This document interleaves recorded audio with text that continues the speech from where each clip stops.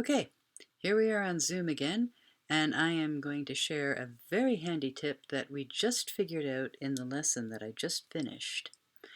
I've had several students have some issues with being able to hear back and forth and needing to mute themselves to be able to hear what I'm saying and playing, and not being able to leave their audio on so that we can have a more immediate back and forth. And we've been trying to figure out what's caused this.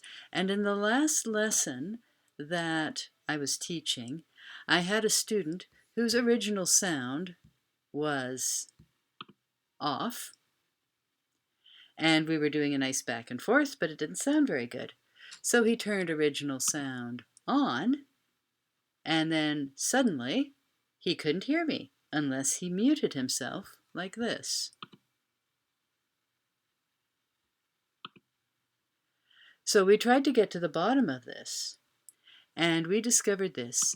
If he went into his audio settings, so next to the mute button here, I've clicked on the arrow that gives me the small audio settings menu. And then at the bottom of that, we have another audio settings menu that gives us the big audio settings menu. And if I scroll down where it says music and professional audio, and it says show in meeting option to enable original sound and all those lovely things, just above it, there is a suppress background noise setting. His was on auto, and when it was on auto, when he was on original sound, he couldn't hear me.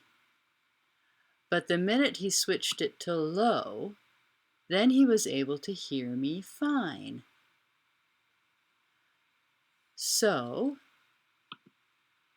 if you're having trouble hearing the other person and doing a back and forth during your lesson, check that menu, check your background noise suppression, and try switching it off of auto to low and see if that makes a difference. It's worth a try.